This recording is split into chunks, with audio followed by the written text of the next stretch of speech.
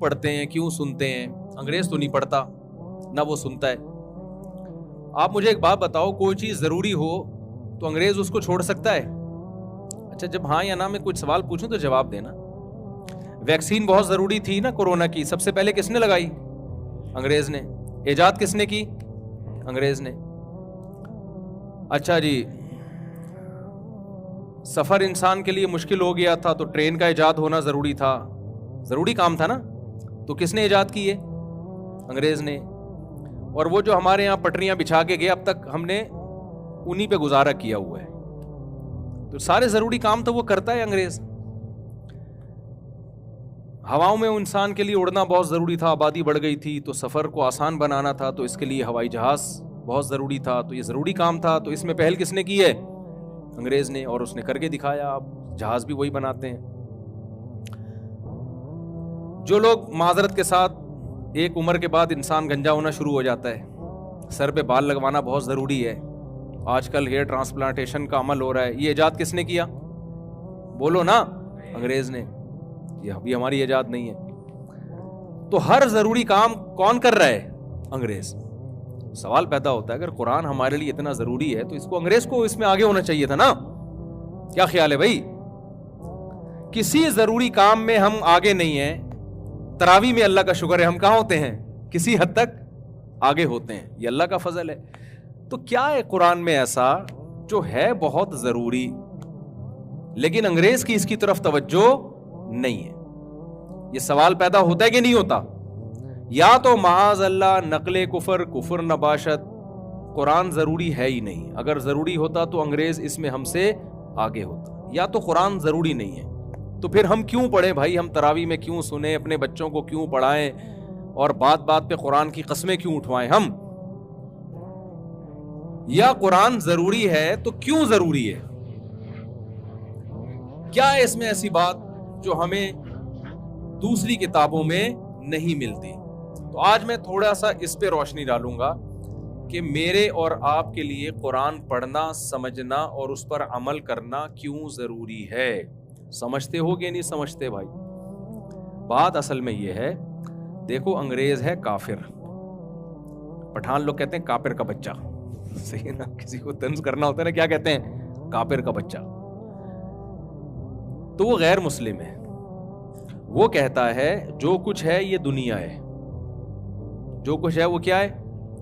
وہ کہتا ہے موت کے بعد زندگی نہیں ہے, ہم مر کے مٹی ہو کے, سینٹنس مکمل کر لیا کریں نا, ہم مر کے مٹی ہو کے ختم ہو جاتے ہیں. لہذا جب دنیا ہی سب کچھ ہے تو اس میں جتنا آگے جا سکتے ہو آگے جاؤ. جو اس دنیا میں آگے نہیں بڑھا وہ ہے ناکام. وہ کیا کہلائے گا؟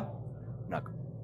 سکسیس کی ڈیفینیشن انگریز کے نزدیک یہ ہے, آپ کی صحت اچھی ہو, آپ کی جیب میں پیسے ہوں, آپ کی عزت ہو. یہ تین چیزیں جس میں پائی جائیں گی وہ ایک سکسیسفل انسان, بولو, کہلائے گا. قرآن کہتا ہے یہ ڈیفینیشن غلط ہے. سکسیس ہونے کی یہ ڈیفینیشن کیا ہے؟ بولو نا, غلط. قرآن نہیں مانتا اس کو.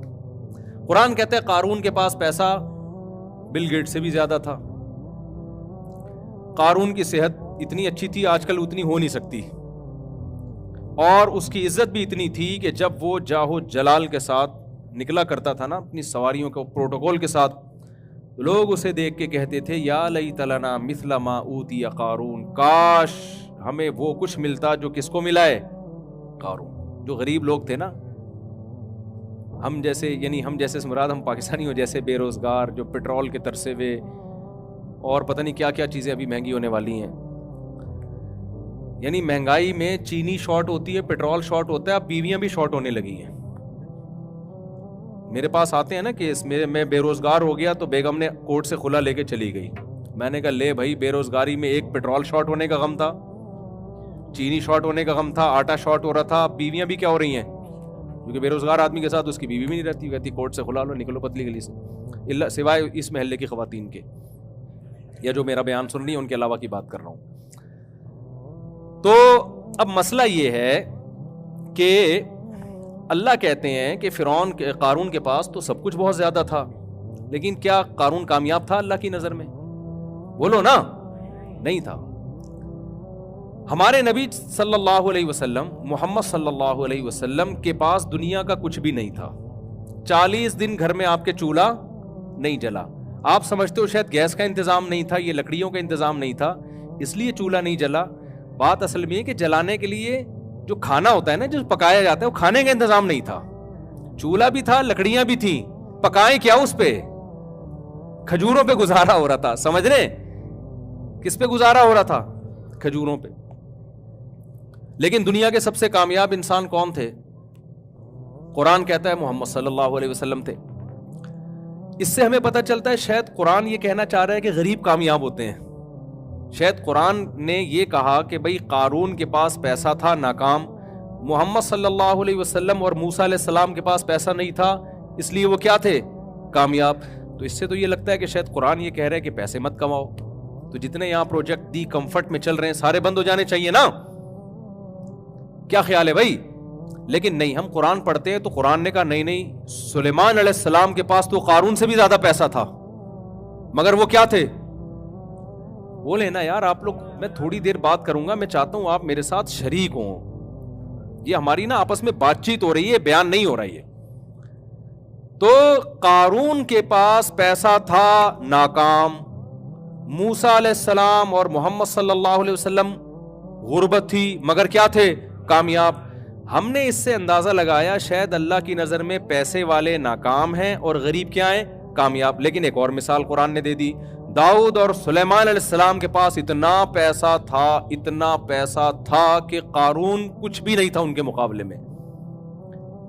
اور ایسے وسائل اور ایسے اسباب، ابھی یہاں کنسٹرکشن کا کام ہو رہا ہے نا، عمیر بھائی نے مزدور لگائے ہوئے ہیں، بلڈنگ بن رہی ہے۔ عمیر شیخانی جو ہمارے دوست ہیں، انہوں نے، میں دیکھتا رہتا ہوں نا، وہاں سے ٹرک آ رہا ہے بجری کا، وہاں سے یہ آ رہا ہے، وہاں سے یہ آ رہا ہے۔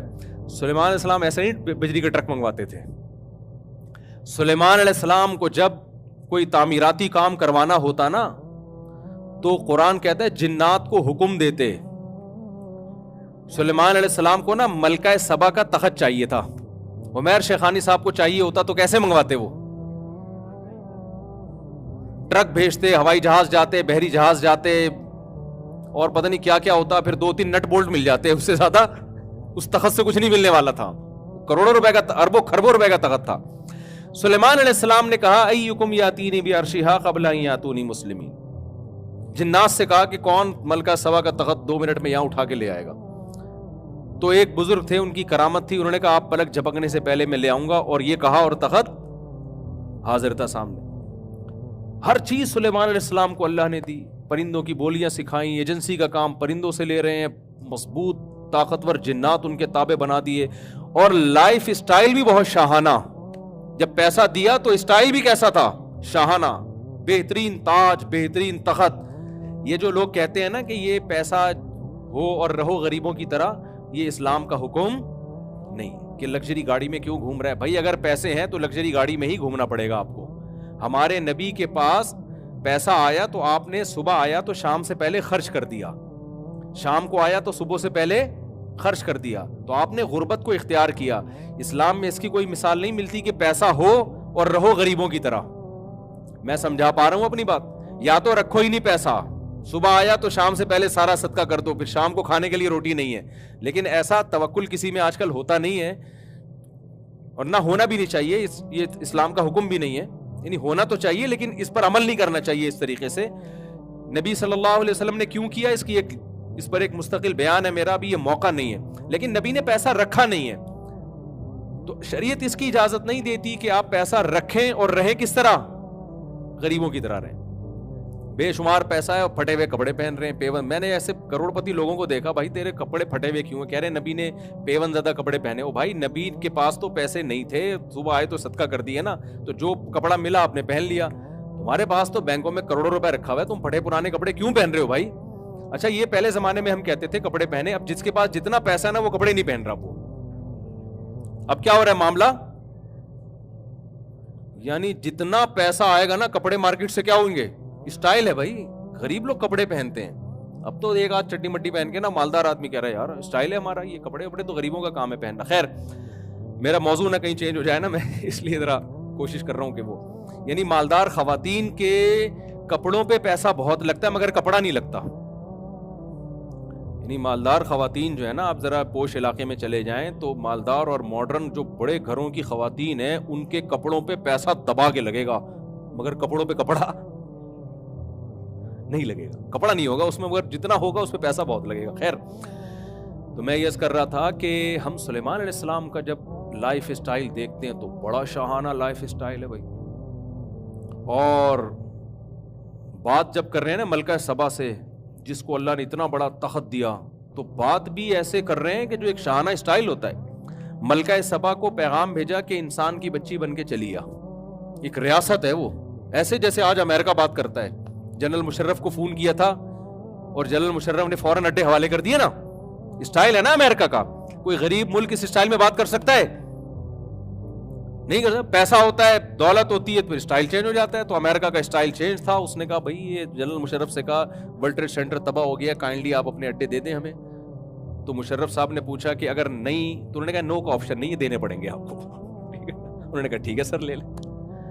اس کے بعد جب پھر وہ وہاں گئے تو 20 سال جو انہوں نے جو ان کے ساتھ ہوا, پٹھانوں کی ان سے ملاقات ہوئی امریکن آرمی سے, تو پٹھانوں نے ان کے سارے اگلے پچھلے گناہ معاف کروا کے ان کو واپس بھیج دیا کہ کائنڈلی آپ واپس تشریف لے جائیں, آپ غلط جگہ آ گئے, معذرت کے ساتھ. تو خیر تو کائنڈلی جو ہے نا, یہ دونوں میں جو ہوا یہ بڑا خطرناک کائنڈلی ہوا ہے. یہ وہ والا کائنڈلی نہیں ہے جو ہم کر رہے ہوتے ہیں. یہ کائنڈلی کیا ہے, بڑا ڈینجرس قسم کا کائنڈلی ہے. جیسے انہوں نے مشرف کو کہا کائنڈلی اڈے چاہیے ہمیں, چاہیے کا مطلب کیا ہے, یہ کائنڈلی ہم نے ویسے شو کے لیے لگا دیا ہے. تو جب وہ امریکہ افغانستان گیا تو انہوں نے بھی کہا کائنڈلی آپ واپس تشریف لے جائیں. ٹھیک ہے نا, تو واپس تشریف لے گئے وہ. خیر بین الاقوامی حالات میں زیادہ تبصرہ نہیں کرتا کیونکہ ہم تو غریب لوگ ہیں. امریکہ نے ایک دفعہ میرے اس بیان پہ مجھے کائنڈلی کہہ دیا تو میں پھر برداشت نہیں کر پاؤں گا. ٹھیک ہے نا. تو اب مسئلہ یہ ہے کہ ہم دیکھتے ہیں کہ سلیمان علیہ السلام کے پاس دولت اور ملکہ سبا سے جب بات کر رہے ہیں, ایک خط بھیجا اس کو کہ اللہ کے نام سے شروع کرتا ہوں, اللہ تعالی علیہ واتونی مسلمین. آپ سورج کی عبادت کرتے ہو, یہ صحیح نہیں ہے. It is not appropriate for you. یہ بالکل بھی مناسب نہیں ہے کہ اللہ کی کھا کے, اللہ کی نعمتوں سے فائدہ اٹھا کے عبادت کس کی ہو رہی ہے, سورج کی. بڑی پاورفل ریاست تھی لیکن اس کو بولا کہ آپ تشریف لے آئیں فرما بردار بن کے. ملکہ سبا نے انکوائری کے لیے لوگ بھیجے تو پتہ چلا یہ تو بڑے پاورفل ہیں. سلیمان علیہ السلام نے دھمکی دی کہ پہلا پیغام میرا آرام سے گیا تھا, دوسرا پیغام نہیں آئے گا, میری فوج آئے گی اور اب بندی بن کے آرام سے چلی جاؤ. تو یہ اسٹائل کس کا تھا, سلیمان علیہ السلام کا. پاور بھی تھی, جب پاور ہوتی ہے تو اسٹائل یہی ہوتا ہے. اب مجھے ایک بات بتاؤ, سلیمان علیہ السلام کے, اچھا معذرت کے ساتھ خواتین بہت ناراض ہوتی ہیں ایسی باتوں سے. 100 بیویاں بھی تھی سلیمان علیہ السلام کی, بہت معذرت کے ساتھ. میں ایسی باتیں کرتا کہاں ہوں, آپ کو پتہ ہے شادیوں وادیوں کی. لیکن بخاری میں ہے کہ سلیمان علیہ السلام کی بیویاں کتنی تھیں, 100 بیویاں تھیں. وہ مجھ سے پوچھ کے نہیں کی بھائی, انہوں نے تو ان سے جا کے پوچھو, مجھے نہیں کہو. لوگ کہتے ہیں آپ ایسی باتیں کیوں کر رہے ہو, انہوں نے ایسا کام کر لیا, ہم باتیں کرنے پر پابندی لگا رہے ہو. تو ان کی پیسہ بہت تھا تو وسائل بہت تھے, تو شادیاں کتنی کی, ایک وقت میں 100 بیویاں تھیں سلیمان علیہ السلام کی. لیکن قرآن ان کو بھی کیا کہتا ہے, کامیاب, ناکام نہیں تھے. کیا تھے وہ, کامیاب. نعم العبد, بہت پیارے بندے تھے اللہ کے. وہ دنیا میں بھی ان کے لیے بھلائی اور آخرت میں بھی بھلائی. تو اے اللہ, کبھی تو بتا رہا ہے کہ غریب کامیاب ہے اور مالدار ناکام ہے, کبھی تو کہہ رہا ہے کہ مالدار کامیاب ہے, غریب کیا ہے, ناکام ہے. تو سمجھ میں نہیں آ رہا.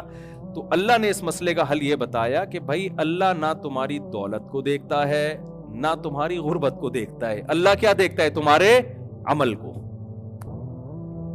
جو غریب ہو کے اللہ کو خوش کرے وہ غربت میں کامیاب ہے, جو مالدار ہو کے اللہ کو خوش کرے وہ مالداری میں کامیاب.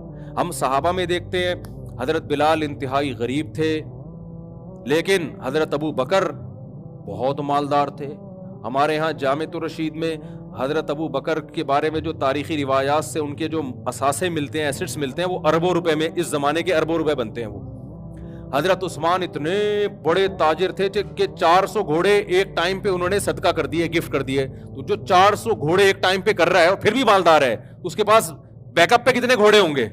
آپ کیا سمجھتے ہو, گھوڑے کیا گٹکے کی قیمت میں ملتے تھے؟